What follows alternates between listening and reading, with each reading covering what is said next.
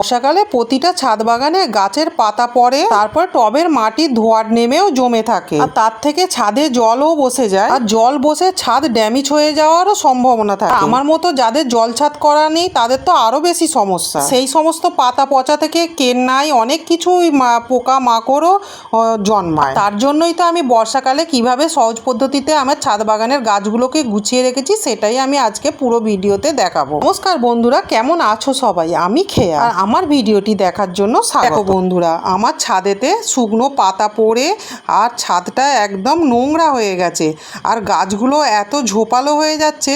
আর বর্ষাকালে বর্ষার জলে তো তোমরা সবাই জানো গাছ অনেক বড় হয়ে যায়, ঝোপালো হয়ে যায়, আর তার থেকে ছাদে জল পড়ে পড়ে ছাদ ড্যামেজও হয়ে যায়। আর অনেক সময় তো অনেক সবাইয়ের জল ছাদ করা থাকে না, যেমন আমার জল ছাদ করা নেই। আর তার জন্যই তো আমি বর্ষাকালে পুরো গাছগুলোকে ছোট ছোট করে দেব, যাতে একটু ডালপালাগুলো ছেঁটে দিলে আরও সুন্দরভাবে ডাল গজিয়ে যায়। আর আমি প্রত্যেকটা ডালই এইভাবে ছেঁটে ফেলে দিই, আর ছেঁটে ফেলে দিলে এরপরে আরও কচি কচি সুন্দরভাবে ডাল হবে, আর ফুলও ভর্তি হয়ে যাবে। আর এমনিতেও বর্ষাকালে বৃষ্টির জলে গাছপালা অনেক বড়ও হয়ে যায়, তার জন্যে বর্ষার শুরুতেই আমি আগে প্রথমে ডালগুলো ছেঁটে ছেঁটে ফেলে দিলাম। আর এমনি শুকনো পাতা পচা পড়ে আমার ছাদেও জল বসে যায়। প্রতিদিন তো ছাদ বাগান পরিষ্কার করা আর সবার পক্ষে সম্ভব হয় না, বাড়ির নানা ধরনের কাজকর্ম থাকে, তাই প্রতিদিন তো আর ছাদ বাগান পরিষ্কার করা যায় না। আমার ছাদ বাগানে এখনো জল ছাদ করা হয়নি, আর আমার গাছপালা রাখার মতো সেভাবে স্ট্যান্ডও নেই, আর স্ট্যান্ড কেনার মতো সামর্থ্য তো সবাই থাকে না।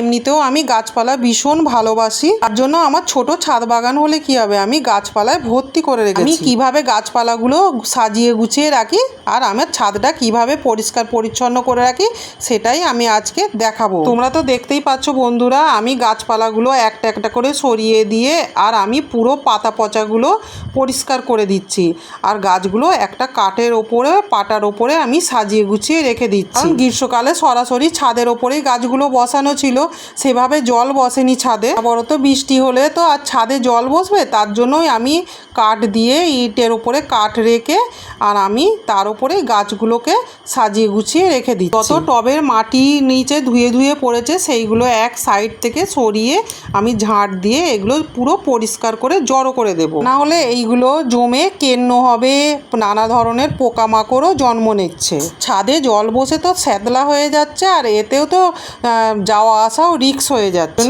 সরাসরি গাছগুলো ছাদে না রেখে একটা কাঠের ওপরেই আমি এক ধার থেকে সাজিয়ে গুছিয়ে রেখে দেব। তোমরা তো দেখতেই পাচ্ছ বন্ধুরা, আমি ইট দিয়ে কিভাবে আমি কাঠ দিয়ে আর গাছগুলোকে সাজিয়ে রেখে দেব। তো এখনো পর্যন্ত স্ট্যান্ড করা হয়নি, আমি এইভাবেই আমি গাছপালা সাজিয়ে গুছিয়ে রেখে এইভাবে গাছগুলোকে যদি রেখে দিই ছাদে জলও বসবে না, ঝাঁট দিয়ে পরিষ্কার করতেও সুবিধা হবে। এটা তো বন্ধুরা বর্ষার শুরুতেই কেন্নাই হতে শুরু করে দিয়েছে, টবের মাটিও ধোয়াট নেমে নেমে দেখো ছাদ ভর্তি হয়ে গেছে। এগুলো সমস্ত আমি ঝাঁট দিয়ে পরিষ্কার করে নেব। আর এই সমস্ত মাটি কিন্তু ভালো, খুব গাছের পক্ষে উপকার, আমি এই সমস্ত মাটি ফেলেও দেব না। আর আমার ছাদ বাগানে যত গাছপালা কেটে রাখি কিছুই আমি ফেলে দিই না। দেখো বন্ধুরা, চারিদিকে কেমন জল বসে স্যাঁতলাও হয়ে গেছে। এখন তো সবে বৃষ্টি হয়ে শুরু হয়েছে, পরে তো ভরা বর্ষায় আরো স্যাঁতলা হয়ে যায়, তার জন্যই আমি এখন থেকেই ব্যবস্থা নিতে শুরু করে দিয়েছি। তোমরা তো দেখতেই পেয়েছো বন্ধুরা, আমি পুরো ডালপালা কাটিং করে নিয়ে এক সাইড থেকে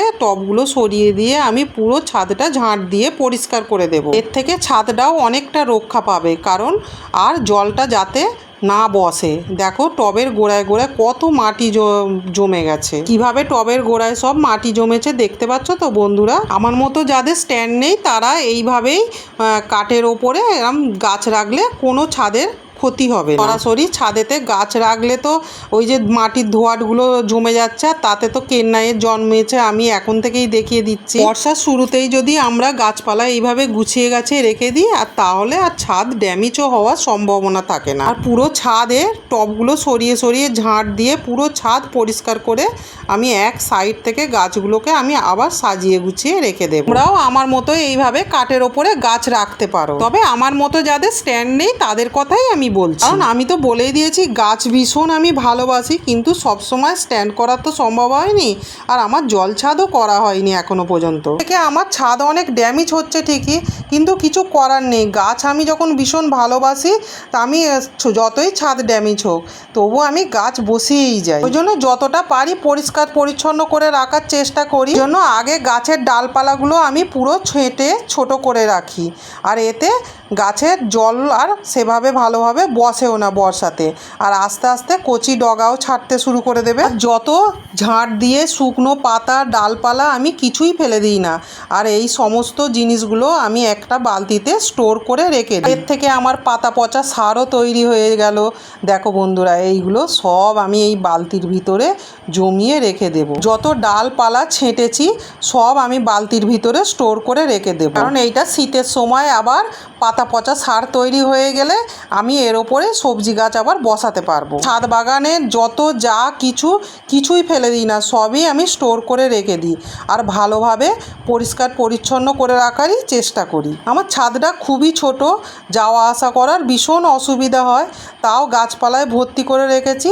আর একটু বড় ছাদ হলে সুবিধা হয়, চারিদিকটা একটু ফাঁকা থাকে বেশি, তো কারণ এই ছোট ছাদের মধ্যে গাছপালা রাখলে আর সেই পাতা পচাতে আর কেন্নাই পোকা মাকড় ভর্তি হয়ে যায়। এমনিতেও গাছের জল পড়ে পড়ে ছাদে স্যাদলা হয়ে যায়, তবে এই স্যাদলা মাটি গাছের কিন্তু খুব উপকারী খাবার। প্রত্যেকটা টবের নিচে কত মাটি জমে আছে দেখতে পাচ্ছ তো বন্ধুরা, মাটি শুধু না শুকনো পাতাও জমে আছে। এগুলো ঠিকঠাকভাবে পরিষ্কার করে না দিলে আর এর মধ্যে কেন্নাইয়ের জন্ম হয়ে গেছে। দেখো জন্যই তো সমস্ত টবগুলো সরিয়ে সরিয়ে আমি এক সাইড থেকে পরিষ্কার করে আর এইগুলো সব নিয়ে নেব, আর এই সমস্ত মাটি আমি কিছুই ফেলবো না, আর এইগুলো সব পরিষ্কার করে আমি স্টোর করে রেখে দেব। তোমরা দেখলে বন্ধুরা, আমি এক সাইড থেকে ঝাঁট দিয়ে আমি সরাসরি কিন্তু কোনো টবই আমি ছাদে বসিয়ে রাখছি না। যত ঝাঁট দিয়ে ঝালটে জড়ো হয়ে গেছে আমি এই বালতির মধ্যেই স্টোর করে রেখে দিলাম। আরও কত গুঁড়ো গুঁড়ো সার বেরিয়েছে দেখো, এইগুলো কিন্তু আমার গাছের খুব উপকারী খাবার।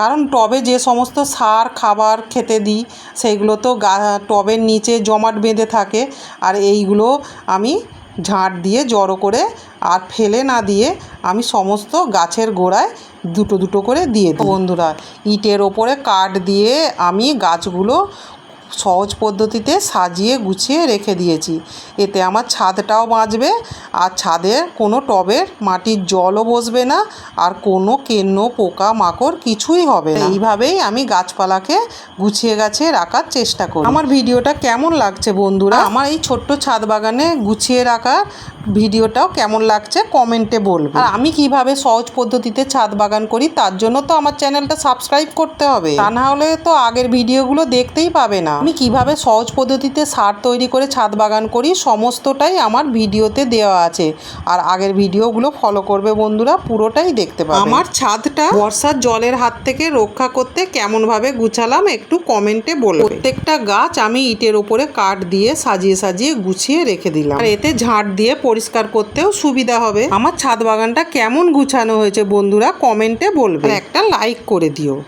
ভালো থাকবে, সুস্থ থাকবে, স্বাস্থ্য সচেতন। টাটা।